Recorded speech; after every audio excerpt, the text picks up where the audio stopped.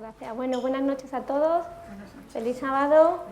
Me he bajado aquí porque, como dice Quevedo en un poema, érase un hombre a una nariz pegado, pues yo soy una mujer a una pizarra pegada. Debido a mi profesión, siempre tengo un rotulador en la mano y una pizarra de esta blanquita para escribir, por suerte, porque soy alérgica a la tiza.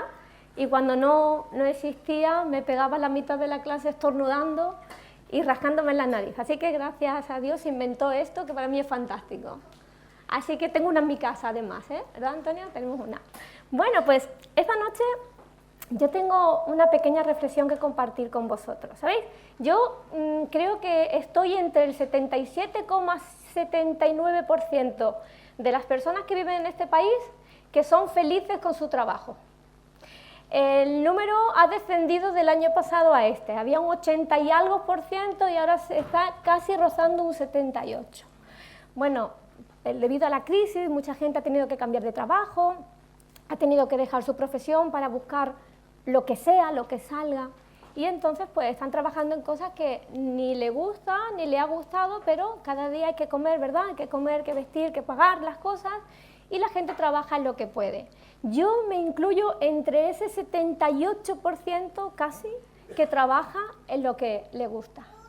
Siempre me ha encantado la lengua, siempre, ¿no? No porque hablo mucho, mi padre dice eso. Yo sabía que tú ibas a ser profesora de lengua por todo lo que habla, pero no, también los profesores escuchamos.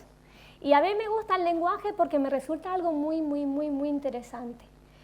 ¿Cómo creó Dios al ser humano con la capacidad de comunicarse? Hay una frase que es: los hombres no somos islas, ¿verdad? Somos seres sociales, y dentro de esa relación social es importantísimo, es primordial el poder comunicarse. Pero la comunicación es algo también muy curioso. ¿Cómo yo, usando una serie de sonidos, ¿sí?, como puede ser una M, una A, otra M y otra A, esos sonidos juntos, que son pronunciados mamá, la persona que está delante sabe a lo que me refiero. Pero si yo cojo a otra persona de otra cultura con otra lengua diferente, mamá sí que lo entenderá, porque son palabras que se reproducen. El sonido ma es muy común que se reproduzca en muchas lenguas con el sentido de mamá. Pero si yo digo M-S-A y digo mesa, probablemente un finlandés no entienda lo que estoy diciendo. Entiende los sonidos, pero no el concepto, no el significado al que ese sonido lleva. Sin embargo, las personas que compartimos la misma lengua sí que lo entendemos. Eso es algo que siempre me ha fascinado. Siempre, siempre. ¿Dónde se produce el lenguaje? ¿Sabéis? El lenguaje se produce aquí, ¿no? En esta masa gris que tenemos dentro de la cabeza, en el cerebro. Y dos neurólogos descubrieron exactamente dónde se encontraba. Uno era alemán, se llamaba, voy a buscar el nombre porque es difícil, Wernicke, descubrió que en el lóbulo temporal se encontraba una parte que controla el lenguaje. Y luego un neurólogo francés llamado Broca descubrió que también en otro lóbulo, en el lóbulo frontal del cerebro, se sitúa el lenguaje. Son partes diferentes, ¿no? Son conceptos diferentes. Uno habla del habla como la capacidad de expresar y de comprender. Y el otro habla del habla como la capacidad de pronunciar. Hay gente que cuando tiene un accidente no puede pronunciar las palabras, ¿no? Se llama afasia, no puede hablar, pero entiende y comprende. Y hay el otro caso, en que depende del cerebro, hay gente que puede producir sonidos, pero no entiende cuando se le habla. ¿Vale? El cerebro controla nuestra capacidad de expresarnos, nuestro lenguaje, y es algo realmente interesante. Cuando estudiaba en la universidad, es triste decirlo, pero es así, cuando pasan los años se olvida uno de prácticamente todo. Cuando está todo fresco, todo está en tu mente, ¿no? Y bulle como el agua hirviendo, pero cuando ha pasado 25 años o así, que uno dejó la universidad, da miedo decirlo, porque todos esos años lo tiene uno encima, cuando uno se pone a pensar o mira los apuntes, los lee y es como si fuera la primera vez que lo leyera. ¿Y esto? Yo soy de esa gente que se olvida, que hay gente que se acuerda toda la vida, yo no. Yo me olvidé. Pero hay cosas que realmente me impactaron, se me quedaron en la mente. Y son dos personajes que me enseñaron mucho. Ninguno de los dos queda vivo, ni tuve la posibilidad de conocerlo. Uno es del siglo XIX y otro del siglo XX. Son dos filólogos, dos lingüistas, dos estudiosos de la lengua. Uno se llamaba Humboldt, era alemán, y otro se llamaba Saussure y era suizo. Humboldt decía una cosa muy interesante, muy interesante. Decía que el lenguaje, la lengua, es cómo una comunidad de personas entiende la realidad en la que vive. De tal manera que si yo vivo en una comunidad y uso un lenguaje, la persona que vive en esa misma comunidad entenderá que cuando yo digo mesa, me estoy remitiendo a este objeto. Otra persona de otra comunidad lingüística no sabrá de lo que estoy hablando. Por eso, esa teoría que este hombre formuló, este lingüista, se llama la teoría de la cosmovisión, porque una lengua es, en cierta manera, la forma en la que yo veo el mundo. Aquello que no puedo nombrar no existe. Existe lo que puedo nombrar. ¿Sí? Esa teoría es muy interesante, la teoría de la cosmovisión. Una lengua, el lenguaje es cómo yo entiendo el mundo, pero no solo yo, sino todas las personas que comparten la misma lengua. Esto se puede aplicar al idioma de los esquimales. Hay una leyenda urbana, una leyenda que no es cierta, que dicen que los esquimales tienen 19 palabras para hablar o para referirse al concepto blanco. No, no es cierto. No es cierto. Pero no es demasiado mentira. Los esquimales tienen un idioma muy curioso, y es que, como los alemanes, tienen palabras. Una palabra es como una frase. ¿Sí? No una palabra es un objeto, sino una palabra es una frase. Y tienen muchísimas palabras, no tantas, no 19, pero muchísimas palabras que expresan diferentes estados de la nieve. Por ejemplo, una palabra, ¿sí?, en esquimal significa la nieve cuando cae, el color de la nieve cuando cae. Otra, el color de la nieve cuando ya está en el suelo. Otra, el color de la nieve cuando está compacta. Otra, el color de la nieve cuando hacen un iglú. Eso para mí siempre es blanco, ¿no? Para mí la nieve cuando cae, cuando está en el suelo, a no ser que esté sucia, digo, está negra. Pero si no, es blanco, blanco, blanco y blanco. ¿Por qué ellos distinguen entre...? Claro, porque es su cosmovisión, ¿sí? Es el cosmos, es el mundo en el que viven. Y para poder entenderse, tienen palabras para la nieve cuando cae, la nieve cuando está, la nieve cuando se derrite, la nieve cuando está sólida. Es su mundo. Y como es su mundo, tienen que expresarse en su mundo. En mi mundo no existe eso. Yo no necesito eso para expresarme. ¿Vale? Este lingüista era muy interesante, este alemán, del siglo XIX. Y luego hay otro que también tengo en mi mente, que es un señor suizo que se llamaba Saussure. Saussure fundó una escuela de lengua que se llama el estructuralismo europeo. Y el estructuralismo dice que las lenguas, en una lengua, todo está relacionado. Quiere decir que una lengua es una estructura compleja, ¿sí?, que me dice más que las palabras sueltas en sí.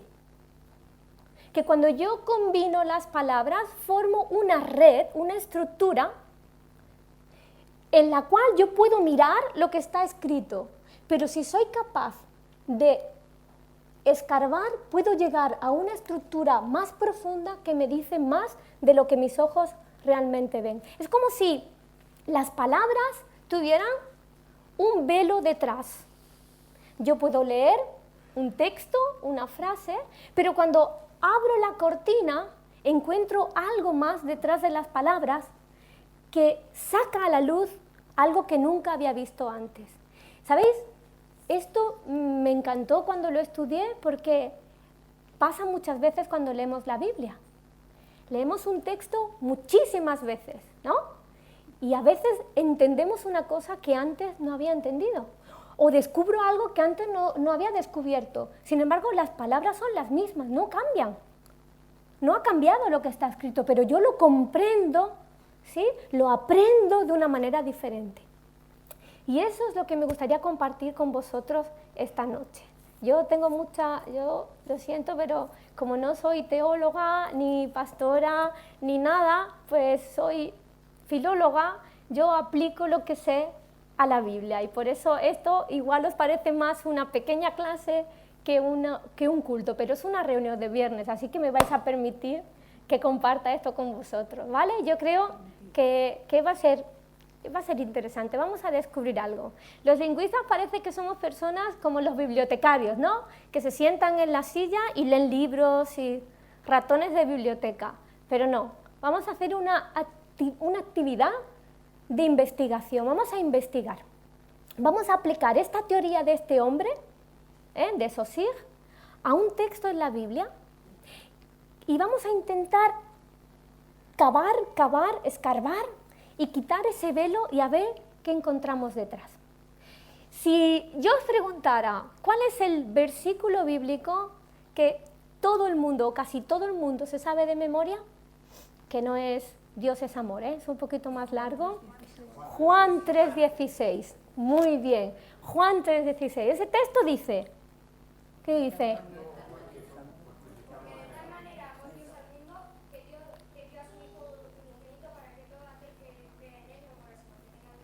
Muy bien, amén. Muchas gracias, Isaac. Muy bien, ese texto es el que vamos a analizar hoy, según la teoría de este hombre. Leemos el texto y ya de por sí parece precioso, ¿sí o no? Tiene un mensaje súper bonito. Pero hay algo que el texto esconde que vamos a descubrir hoy. Que si no aplicamos las herramientas, ¿verdad? Si no tenemos herramientas para hacer... Yo he intentado clavar muchas veces un clavo para poner un cuadro con el tacón de un zapato. ¿Se puede? Sí, se puede, pero manchas la pared de la suela, con la suela, ¿no? Cada cosa tiene su utilidad. Así que vamos a usar las herramientas necesarias para intentar descubrir qué dice Juan aquí. ¿Qué está diciendo en este texto? Si me permitís, voy a escribir cuál sería el esquema que plantea, ¿vale? ¿Cuál sería la estructura que esconde este texto? Mirad, dice, de tal manera amó Dios. ¿Cuál es el sujeto? El sujeto, la persona que realiza la acción. ¿Quién es? Dios, muy bien, pues eso es lo primero que tenemos que poner. Lo más importante en este texto es Dios. Dios es lo primero, ¿sí? ¿Y qué dice que hace Dios? Dios amó, muy bien. Dios amó. Y Dios amó, y como amó, ¿qué hizo? Dio, muy bien. Dios amó y Dios dio. Ya tenemos la primera capa, por decirlo de alguna manera, de esta cebolla, ¿vale? Vamos sacando capas. Ya tenemos la primera capa. La primera capa nos dice que todo surge, todo parte, todo es impulsado ¿por quién? Por Dios. ¿Yo hago algo? ¿Yo hago algo? No. No, yo no hago nada. ¿Sí? Es Dios el que hace por mí, en mi favor. ¿Y qué es lo que hace Dios por mí? Lo primero que hace es que me ama. Y como me ama, como consecuencia de ese amor, ¿qué hace? Da.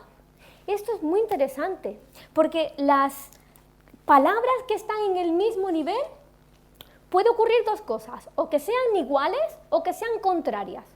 En este caso, amar y dar, ¿qué pensáis? ¿Que son iguales o que son contrarias? Son iguales, ¿sí o no?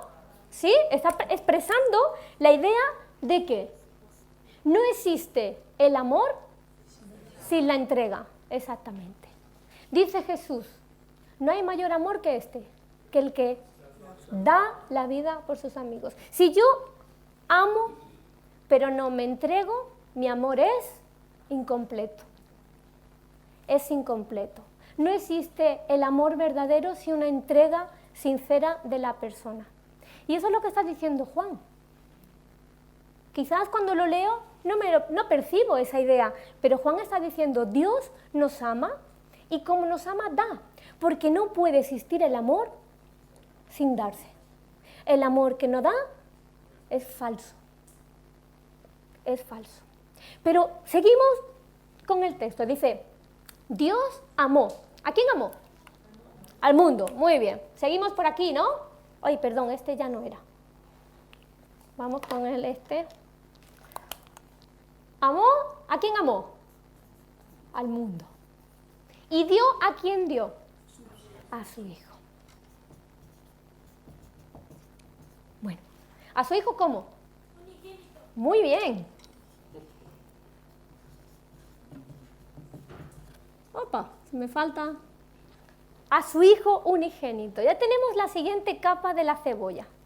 Dios amó al mundo y dio a su Hijo unigénito. El texto en griego habla de la palabra mundo como la globalidad de los seres que viven en la tierra, pero también en un concepto un poquito negativo, ¿no? Nosotros también lo usamos así a veces, ¿no? Decimos, ¿la gente de dónde? El mundo. ¿Como quién? Como los perdidos, ¿sí o no?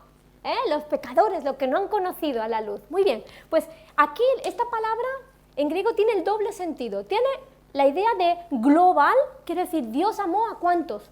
¿A los buenos? No. ¿A los que iban a aceptar? No. A todos. El amor de Dios es incondicional y extensivo a toda la humanidad. Segunda lección que sacamos. Y dio ¿a quién? A su Hijo. El adjetivo que aparece es muy importante porque el Hijo, ¿cuántos son? ¿2, 3 o cuánto? 1. ¿El mundo cuánto es? ¿1 o muchos? Muchos. En este plano, mundo y Hijo, ¿son iguales o contrarios? Contrarios. Son contrarios. Y además, contrarios en todos los sentidos. Porque el mundo es pecador y el Hijo es santo. ¿Sí? ¿Qué quiere decir esto? Yo no sé si habéis parado a pensar, pero por un mundo pecador yo no daría un duro. ¿No? ¿Sí o no? Pero Dios no solo ama a un mundo que no lo merece, sino que da lo único que tiene. Solamente en este pequeño recuadro está contenido toda la esencia del Evangelio. Toda la esencia del Evangelio. Pero el texto sigue, ¿no? ¿Sí? Muy bien. Dice, de tal manera Dios amó al mundo que dio a su Hijo unigénito. Muy bien, seguimos entonces. ¿No? ¿Qué significa para? Para es una preposición que significa finalidad, objetivo, intención, propósito. Dios es fantástico porque no solo ama y da, sino que es inteligente, lo hace con un sentido, tiene un objetivo. En toda esta historia, la palabra para me indica que Dios tiene un plan, porque si Dios me ama y me da a su Hijo, pero la cosa para ahí, ¿no? Simplemente me da a su Hijo, vale, pero ¿de qué me sirve eso a mí en la práctica? ¿En qué se traduce eso para mí? Pues seguimos, dice, ¿para qué? Todo aquel, muy bien. Todo aquel que cree, muy bien. Este verbo es también muy interesante. Este verbo en griego es no quiero liaros mucho, pero ya veréis que no es complicado. Es un participio de presente. ¿Qué significa un participio de presente? Si yo digo comer, es un verbo en infinitivo, pero el participio de presente sería un gerundio, comiendo. ¿Vale? Si yo digo cantar, el participio de presente o el gerundio sería cantando, vivir, viviendo. El participio de presente es muy interesante porque expresa una acción en movimiento. ¿Sí? Si yo digo yo estoy hablando, quiere decir que yo estoy haciendo una acción en un movimiento, ¿verdad? En un proceso. Y aquí la traducción más afinada sería todo el que creyendo. Exactamente. ¿Por qué? Porque el Evangelio no hay que creerlo hoy y ya he creído, ya estoy salvada, ya estoy tranquila, ya viva la pepa, hago lo que quiero, entro y salgo. No, no, no, no. No, el Evangelio es una cuestión de cada día. Cada día tengo que morir a mí y creer en Dios.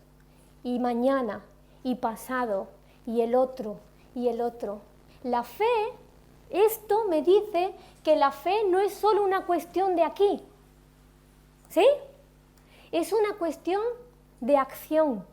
No es solo una confesión, que lo es una confesión, ¿verdad? Y una creencia. La fe es una fe en acción.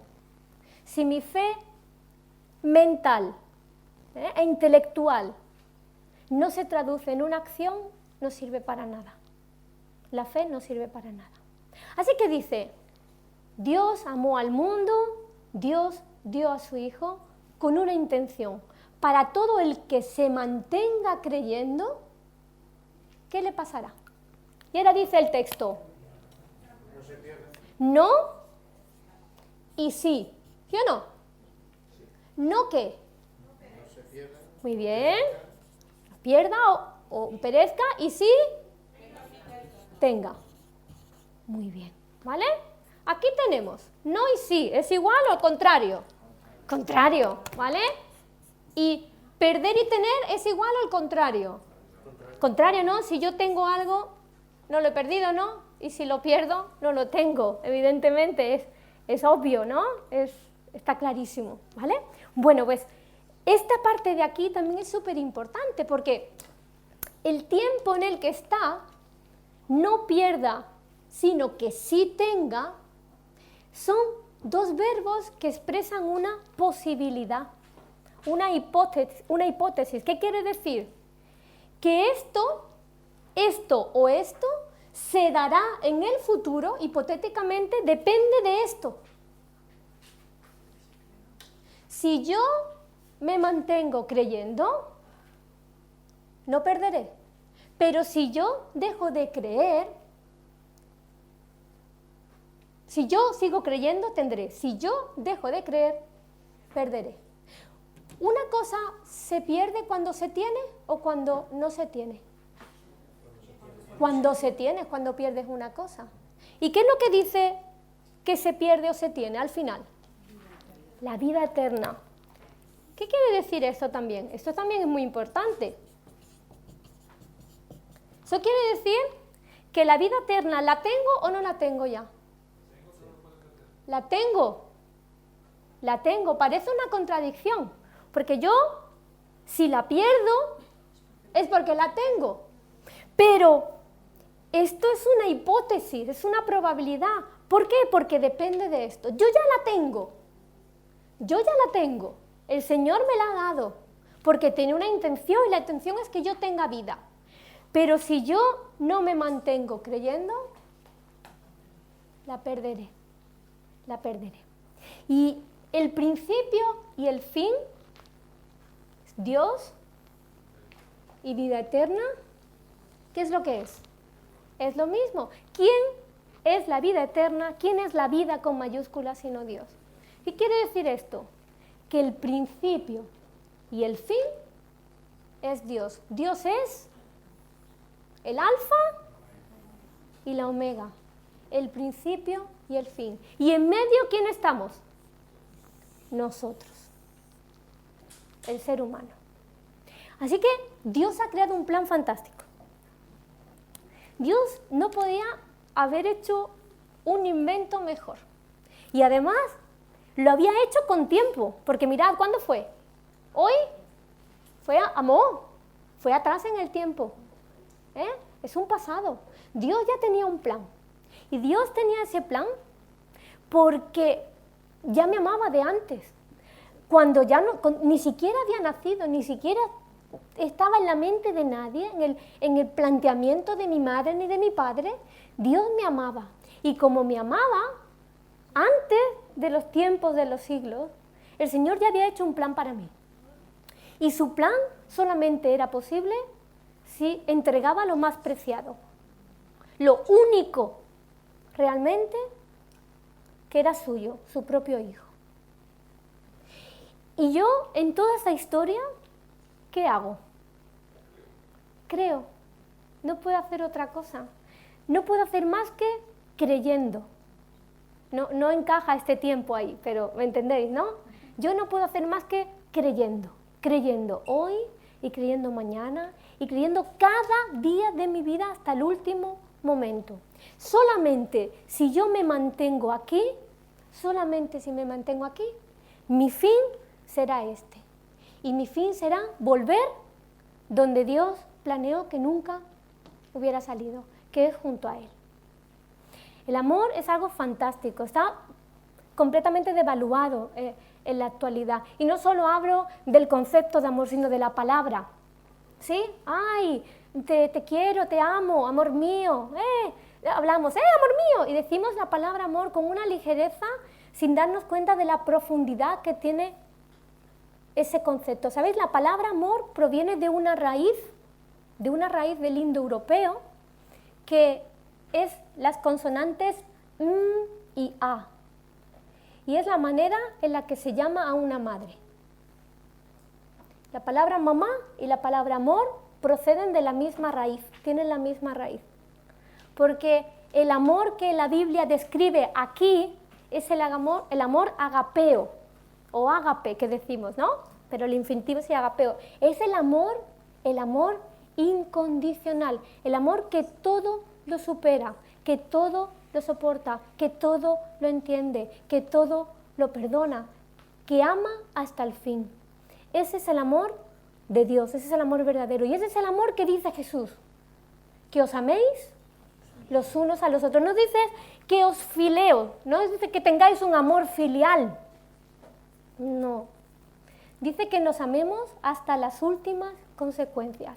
Como Él nos enseñó, así haced vosotros. Y la gente reconocerá que sois mis discípulos porque os amáis. Y como nos amamos, nos entregamos. El que no ama, el que ama y no se da, es realmente un mentiroso, como dice la palabra de Dios. Así que, hermanos, estamos llamados a amar. Estamos llamados a dar. Y estamos llamados a creer cada día. Cada día. Porque el regalo y la pérdida es tan grande, ¿sí? Que no debería haber nada que me hiciera perder lo que ya tengo, que es la vida con Dios. Así que yo espero para vosotros y para mí también, por supuesto, que el Señor me ayude a vivir aquí. A vivir cada día creyendo, cada día entregando mi vida a Dios y cada día permitiendo que el Señor camine a mi lado y ese creer no sea una acción estática, sino que sea un concepto dinámico, un concepto que avance, porque el que hace una acción en progreso, ¿hacia dónde va? Siempre. Hacia adelante.